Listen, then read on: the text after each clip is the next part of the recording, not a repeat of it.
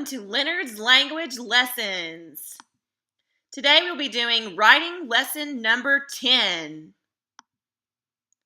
Our learning targets for today are I can, recall terms, facts, and rules associated with writing pieces, list the parts of various writing pieces, and ultimately to write an essay, speech, letter, email, or article that follows a specific format.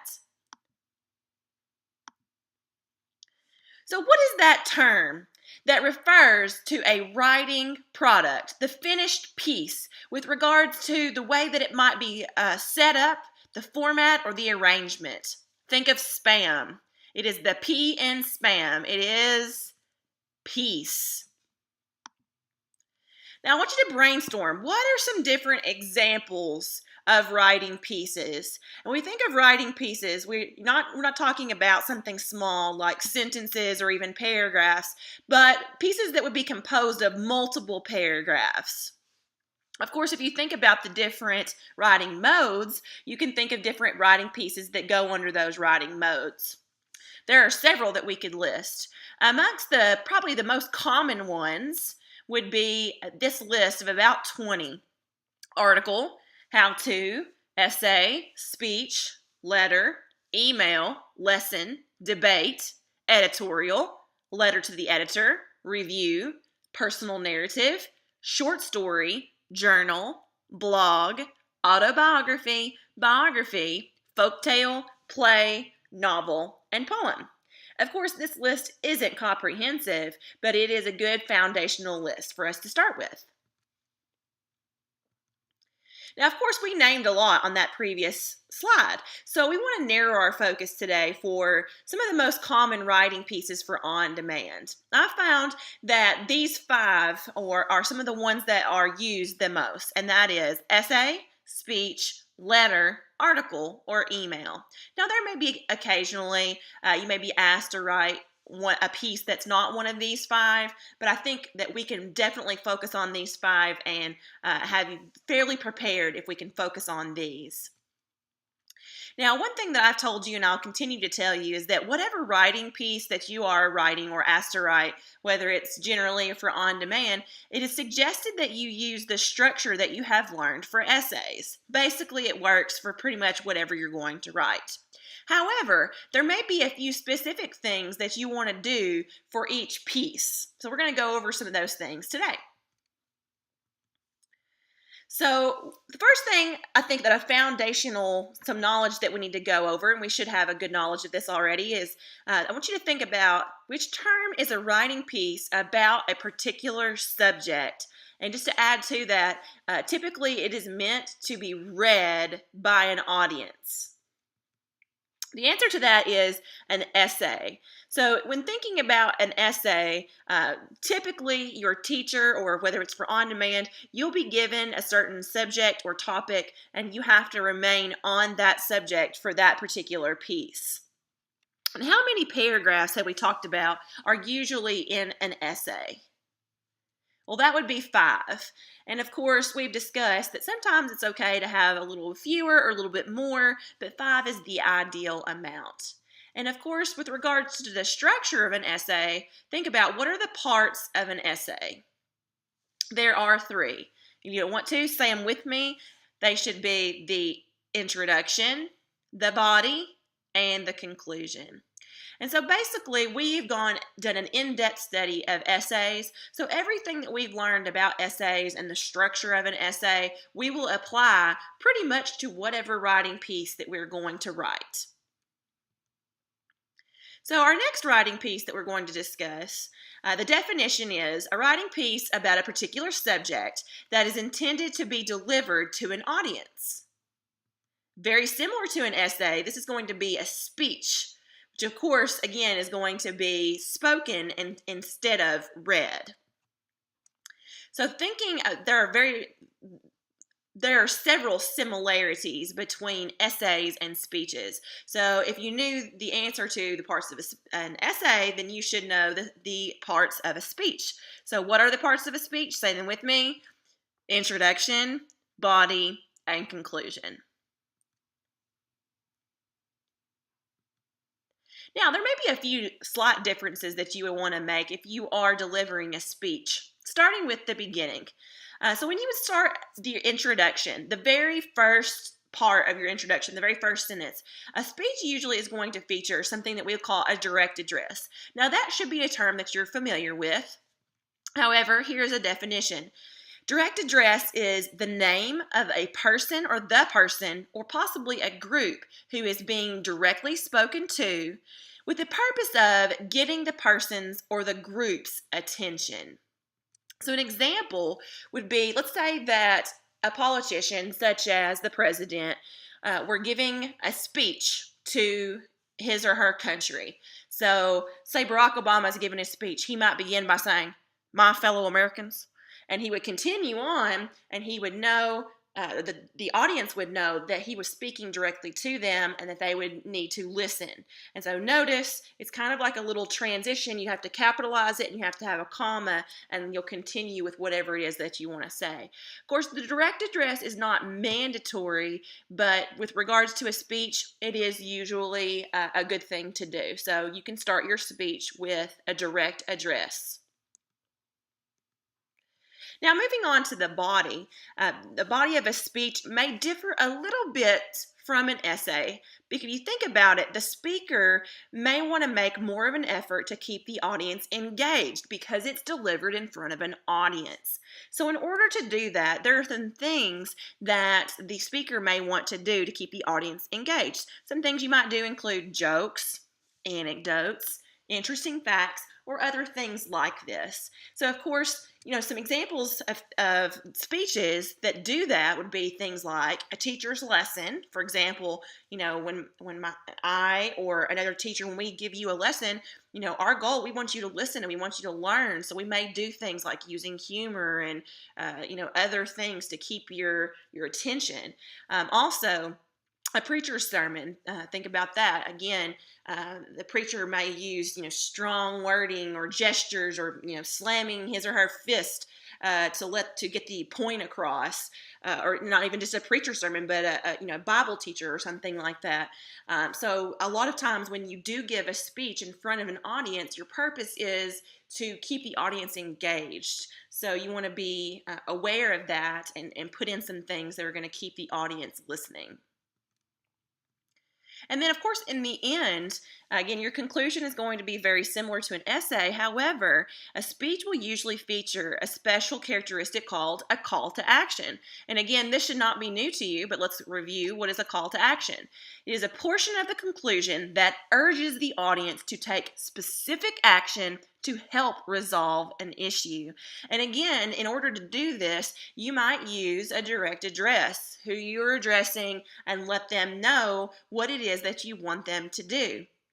Oftentimes, the call to action will be said with a lot of passion and feeling because you feel very strongly about whatever it is that you are speaking about, and you want the audience to share your opinion. So basically, the goal of a call to action is usually to change the audience's attitude or attitudes, beliefs, or possibly even the actions. So you have to tell them specifically what you want them to do, and that'll make your speech much more effective at the end if you use a call to action. So that was a speech. So that's a little quick tip. Remember that as you're writing a speech, that basically all you have to do is pattern it as if you were writing an essay. Now moving on to our next piece. This should be a piece that you are familiar with. Which term is a writing piece that is addressed to a specific person that is usually written or typed on paper and delivered by mail? Or potentially in person, but oftentimes by mail. Well, of course, that's going to be a letter. Now, to go a little deeper, again, you should be familiar with this, but there are two major types of letters. Can you name them? They are friendly and business. So we'll talk a little bit about, there's some major differences between friendly and business, and so we'll talk mainly about friendly on the next slide and kind of focus on the differences between the two. So, if you were asked to write a letter for on demand, I would say it would probably be a friendly letter. And the reason for that, I would say the friendly letter is going to be addressed to someone that you know, that you have met, an acquaintance of yours. You may not be friends with them, quote unquote, but you probably are familiar with that person. Whereas a business letter would be to someone that you do not know. Another difference that we'll discuss is that friendly letters are typically a little more informal than business letters. However, a tip that I would give you is that even though friendly letters are oftentimes more informal, for on demand, I would maintain a high level of formality. So you don't want to talk to them so casually. You don't want to use slang and say things that are just inappropriate for academic purposes. So definitely make sure that even if it's friendly, be very formal with your language. Another thing to consider is as you're setting up your letter, friendly letters actually use something called a modified block format, and don't get stressed out by that term. Basically, a lot of your items, your letter parts, are set up on the left side, and then some of the things like your date, your closing, and your name are basically in the center, or kind of lined up in the center, and that's called modified block. Now, if that's hard for you to remember what goes where, it may just be easier for you to use a block format that is typically reserved for the business letter. And basically, the easy part about that is all letters are left aligned, all letter parts. So if that's easy for you to remember, you can think letter, left, or if you like the song Cupid Shuffle, you could just kind of think to the left, to the left, to the left, to the left, and just set up all your letter parts on the left. So that's an easy way to remember. If you want to do a letter, whether it's friendly or business, you can use what's called a block format, and that just means everything is lined up on the left.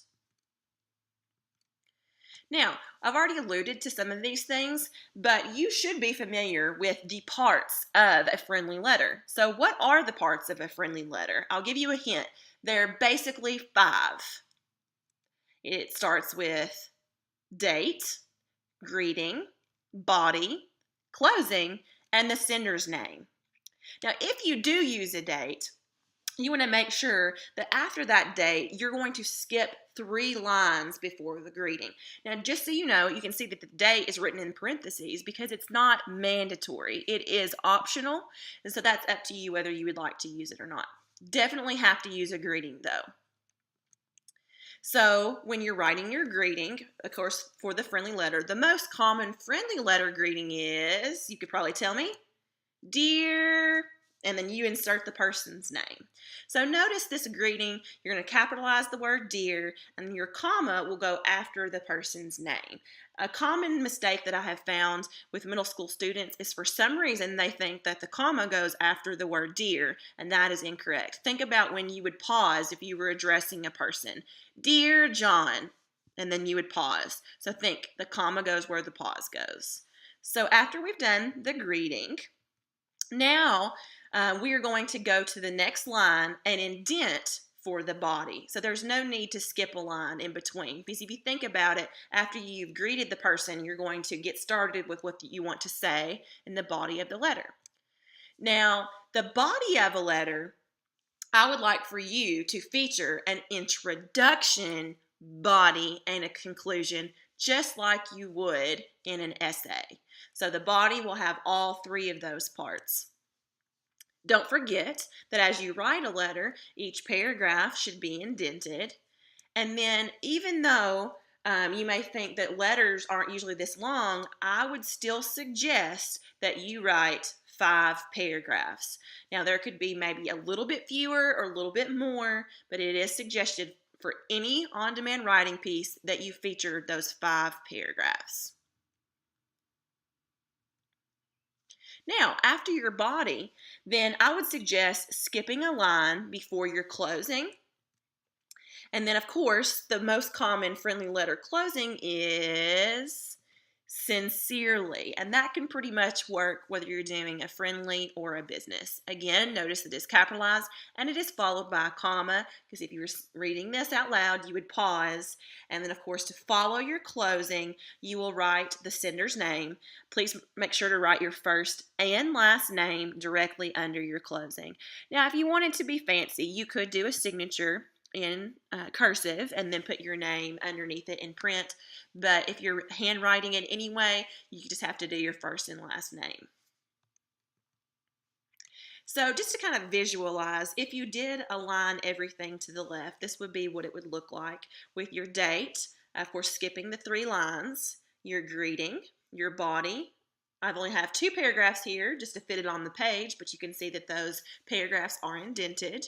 Then after the body, you have a skipped line, then your closing, and then of course you would insert your first and last name.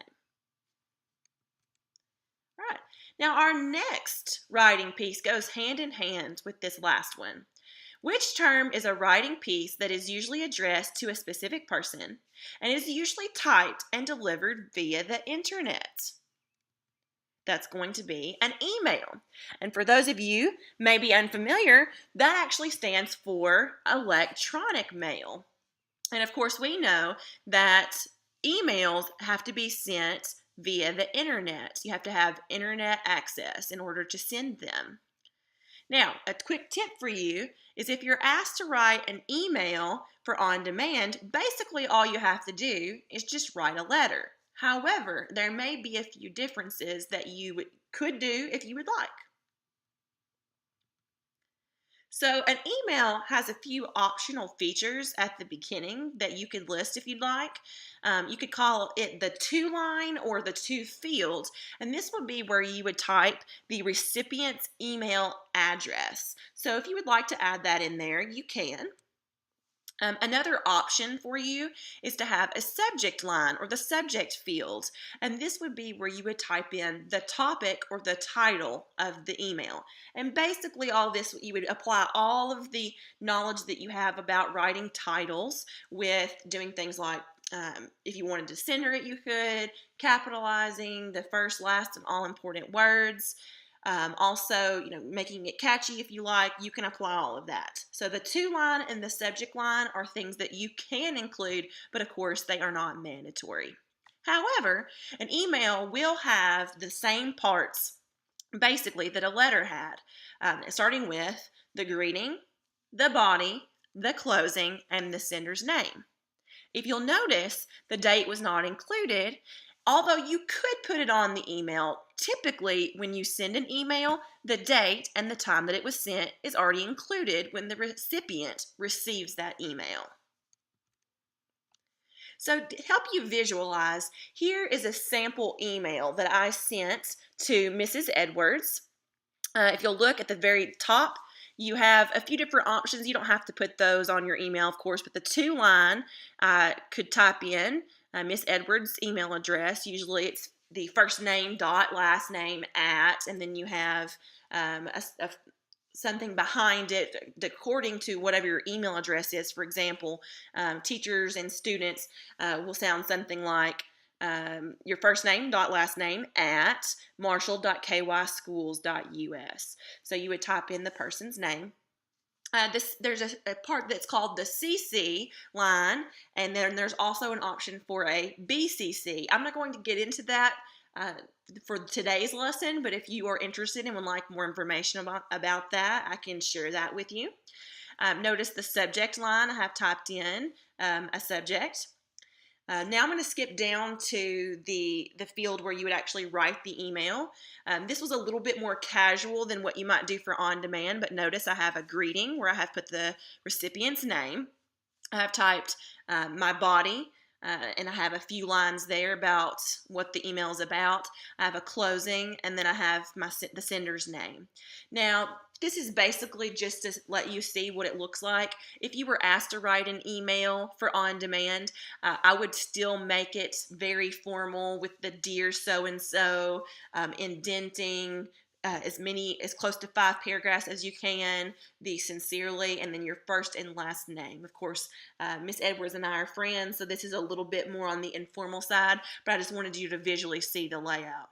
Now, there is one additional thing. If you'll look below the subject line, I needed to send Miss Edwards an attachment, so I have included that there. So if you need to include a document such as, a Microsoft Word document or a PowerPoint presentation, you can do that in email as well.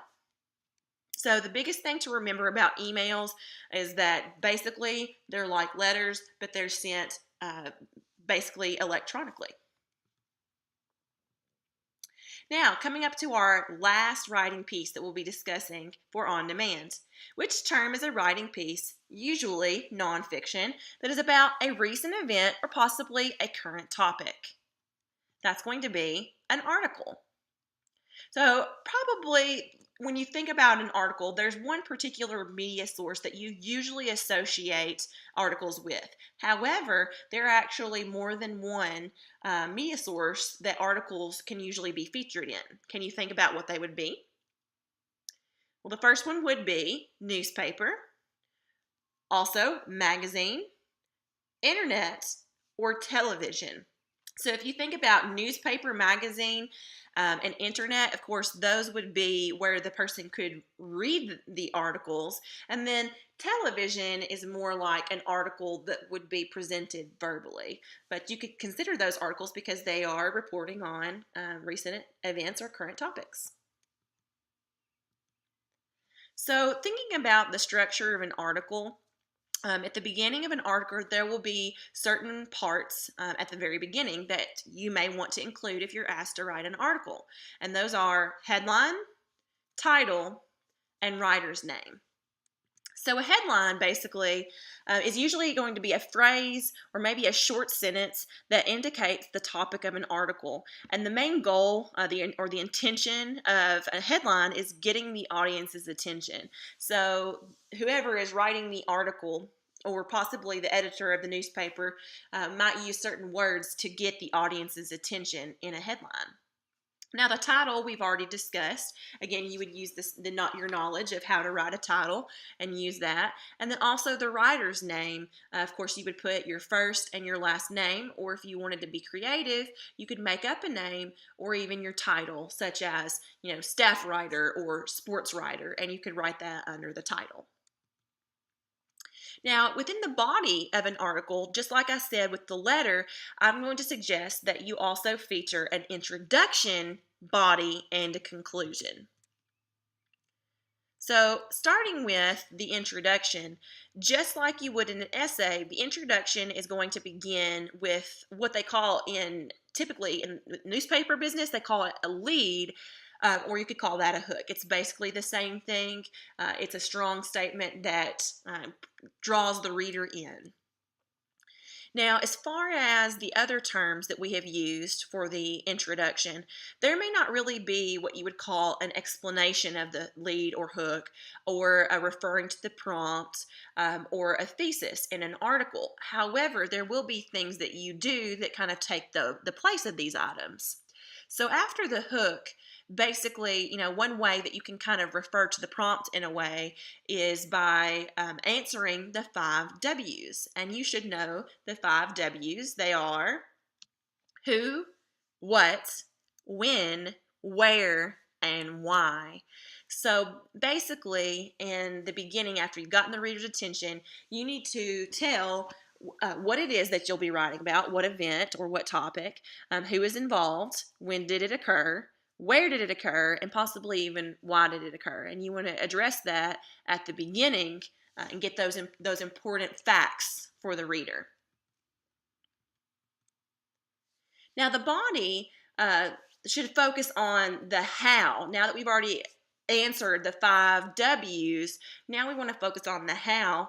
Basically, the way you want to do that is to explain the event or the topic in great detail. So if it is an event, you might use lots of transitions to tell the order and basically let the people know what happened, because probably whoever is reading or listening wasn't at the event and they need to be filled in on what happened. Now, when you move on to the conclusion, there's no necessarily one set way to do that. However, the first few sentences of the conclusion may be very similar to a restatement of the thesis. Basically, what you can do is summarize the event or the topic and possibly even identify its importance. For example, if the article is in a newspaper, or if you think about a news story that is delivered via the television, tell why is this event, this topic, this issue relevant to the audience members? How does it affect them? So that's one thing that you can address. And again, you might take anywhere from 1 to 3 sentences to do that. Now, for the last few sentences, that's a little harder to guide on exactly what you might want to do.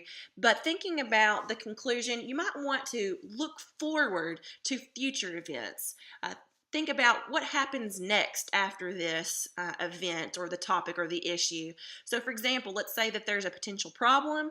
Maybe you might provide, what is the potential resolution of the event or topic that was featured in the article. Now, here's an example of what an article might look like. Of course, it has a few extra parts that you wouldn't necessarily have to do, but if you wanted to be creative, you could. Notice you have a title of a newspaper with the date of its publication, even a motto, and then also a volume number and issue number. And then, of course, notice underneath, this is what your article is getting into. You have your headline, you have your title, and then you have the person who wrote the article, so that could be the writer's name there. And then, of course, here in the article portion, start with the introduction, the body, and the conclusion. And if you wanted to look a little further, you would see here that this begins with a lead or a hook, and then the 5 W's are identified, and then the rest of the article focuses on the how. And then near the end of the article, basically they summed up, what happened, and then kind of looks forward to the resolution of what will happen in the future. So let's see if we have accomplished our learning targets for today. I can recall terms, facts, and rules associated with writing pieces. If I were to ask you, you should be able to list the parts of various writing pieces. So, for example, the essay and the speech pretty much will feature, an introduction, a body, and a conclusion. And we could list the parts. And if you want to list them with me, let's list the parts of an introduction. That would be hook, transition and explanation, refer to prompt, and thesis statement. The parts of the body would be, you would start off a little T&T, transition and topic sentence, support sentences, and conclusion sentence. And then moving on to the conclusion, you would provide a restatement of the thesis, refer to the prompt, and then refer to the hook. And basically those parts will apply to essay, speech, or possibly even the other writing pieces within the letter, possibly within an email and an article. And then moving on to the letter, of course we know a letter should have listen them with me, a date, a greeting. Within the body, of course, we know we'll do an introduction, body, and a conclusion. Then you'll have your closing and the sender's name. And of course, the email will basically mimic those parts, but at the beginning, it might also have a to-line and a subject line. And then lastly, an article will feature, say it with me, a headline, a title, the writer's name. The body of the piece will feature an introduction, body, and a conclusion, beginning with a hook. And then you're going to list your 5 W's in the introduction. In the body, you're going to focus on the how, explaining step by step what happened in the event or details about the topic. And then lastly, your conclusion, you summarize the event and you look forward, possibly providing a resolution of the event. Now, the last thing that we want to be able to do is that we want to put this information into practice. We want to apply it by being able to write an essay, speech, letter, email, or article that follows a specific format. So again, the purpose of this last writing lesson was to kind of give us any additional information that we might need for on demands. So hopefully, whatever prompt that you get, you'll be able to spam it and you'll be able to identify what type of writing piece am I supposed to write, and you will be able to write the appropriate parts to make sure that you're successful for on demand. Thank you for your listening today, and hopefully we'll do well on demand.